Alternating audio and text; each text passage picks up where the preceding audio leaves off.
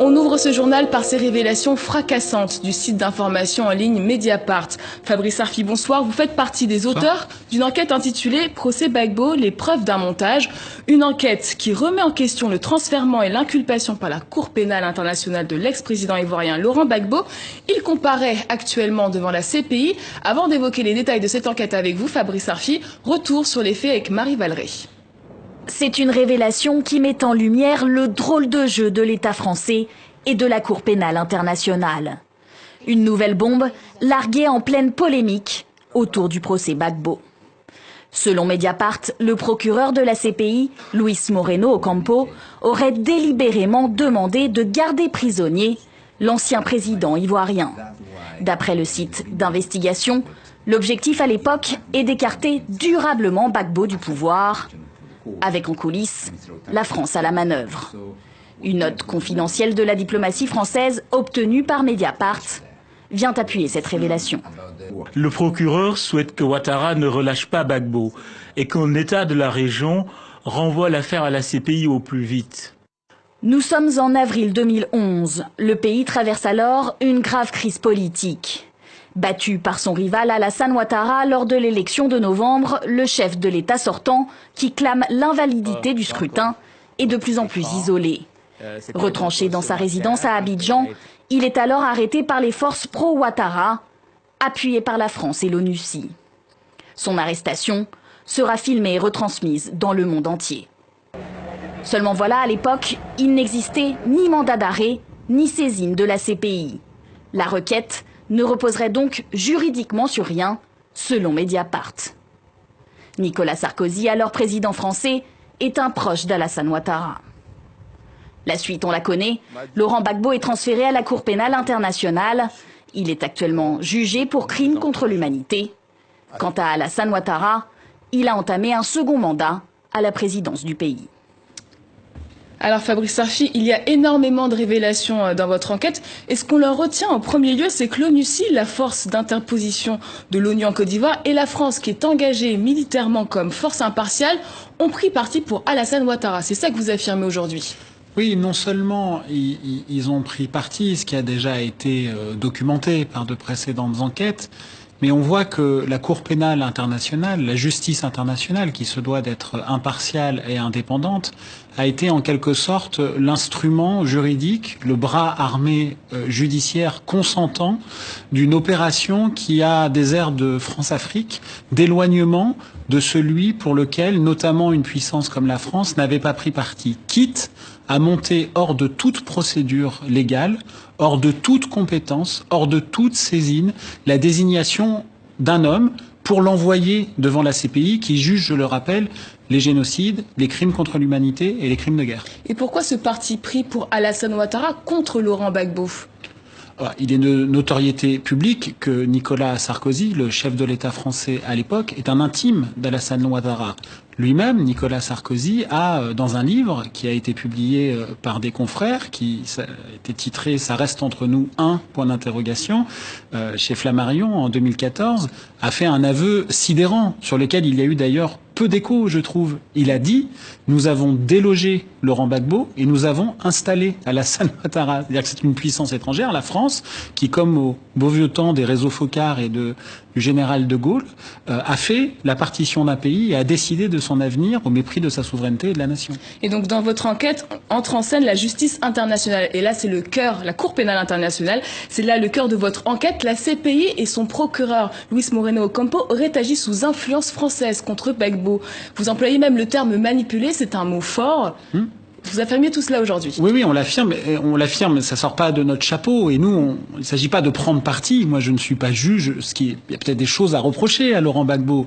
Mais ce que nous voyons, c'est que le premier procureur de la Cour pénale internationale, Monsieur Ocampo, a été en contact, y compris direct, avec Alassane Ouattara au moins dès le mois de décembre 2010, alors qu'il n'y avait pas de troubles manifestes en Côte d'Ivoire, et qu'en avril 2011, alors qu'il n'est pas saisi, que la Cour pénale internationale n'a pas de compétences et qu'il n'y a pas de mandat d'arrêt, il prend contact avec le camp Ouattara par l'intermédiaire de la diplomatie française pour demander de surtout garder sous les verrous et emprisonner Laurent Gbagbo, et qu'il faut très vite se débrouiller pour saisir la CPI pour monter un dossier contre lui. Et justement, 7 mois après, Laurent Gbagbo est transféré à la Cour pénale internationale, alors que son dossier est vide d'après vos révélations. Quels sont les éléments qui vous permettent d'aboutir à cette conclusion? Nous ne disons pas que le dossier est vide. Il y a un procès, nous ne sommes pas juges, c'est pas à nous de qualifier ça. Mais ce qu'on voit, c'est qu'il y a eu, d'un côté comme de l'autre, des suspicions de crimes de guerre qui ont été commis.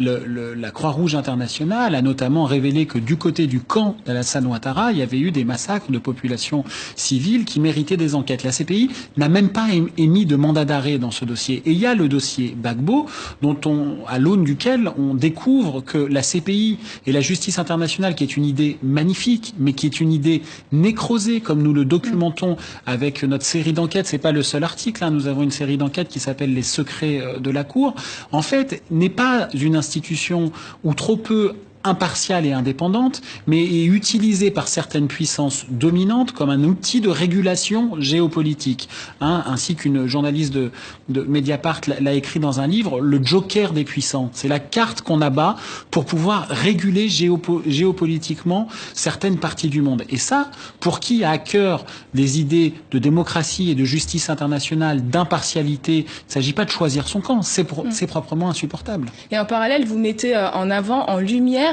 les machinations un peu douteuses de Luis Moreno Ocampo. Oui, depuis vendredi dernier, donc c'est Mediapart qui a obtenu 40 000 documents sur le fonctionnement de la Cour pénale internationale que nous avons partagé avec une douzaine de médias européens, parmi lesquels le Spiegel en Allemagne, El Mundo en Espagne, le Sunday Times en Angleterre, le Soir de Bruxelles et bien d'autres. C'était le consortium avec qui nous avions fait les Football Leaks, qui avait beaucoup fait parler à l'époque. Nous montrons les dysfonctionnements majeurs de la Cour pénale internationale sur un certain nombre de dossiers et de son premier procureur, son procureur fondateur en quelque sorte, Monsieur Ocampo, qui a été à la tête du parquet de la Cour pénale internationale de 2003 à 2012. Et nous avons notamment révélé que Monsieur Ocampo, pendant qu'il était procureur, avait des sociétés offshore dans les pires paradis fiscaux du monde, que ce soit au Panama ou dans les îles Vierges britanniques, ce qui là entre aussi en contradiction avec les statuts du procureur. Ou comment, dès qu'il a quitté la CPI, lui qui était censé défendre l'honneur de la justice internationale sur des génocides et des crimes contre l'humanité, s'est mis à conseiller de potentiels criminels de guerre pour empêcher qu'ils se retrouvent devant la CPI. C'est notamment ce qu'il s'est passé pour le Kenya avec M. Kenyatta ou avec la Libye et le maréchal Haftar. Et il y a une question sur les partisans de Guillaume Soro et les rebelles pro-Ouattara. Ils ont été épinglés plusieurs fois par des organisations de défense des droits de l'homme. Et aujourd'hui, ils ne sont toujours pas inquiétés, voire même dans votre requête, vous parlez du fait qu'ils sont protégés. Alors, en tout cas, on n'a pas utilisé le mot protégé, on a utilisé le mot épargné. De fait, les mots ont un sens, ils sont judiciairement épargnés. Et on voit bien qu'il y a une intrication, une complicité entre la CPI et Alassane Ouattara, quand même ce procureur Ocampo qui discute avec l'une des deux parties prenantes, qui demande à ce que l'une des deux parties prenantes d'un conflit, d'une guerre qui est née d'un conflit électoral, maintienne en détention le chef de l'État, qui est quand même le chef d'un État souverain, alors qu'il n'est pas saisi. Ça pose de très lourdes questions. Et dans le même temps, le camp Ouattara, qui est, d'après, je redis, la Croix-Rouge internationale, qui serait susceptible d'avoir commis des crimes de guerre, lui, n'est pas poursuivi. Donc, vu objectivement, factuellement, la situation paraît être totalement déséquilibrée, avec encore une fois une CPI qui est utilisée comme un outil de régulation géopolitique. Et une dernière question rapidement, en plein procès de Laurent Gbagbo, est-ce que vous pensez qu'aujourd'hui l'actuel procureur Fatou Bensouda aura plus d'éléments contre Gbagbo que son prédécesseur ? Ah ça je sais pas, mais le dossier est déjà fait. Donc alors il y a des auditions à huis clos, on ne sait pas tout ce qui se passe. Manifestement le procès a du mal à documenter ce qui est reproché à Laurent Gbagbo. Mais encore une fois, moi, je suis pas là pour innocenter Laurent Gbagbo.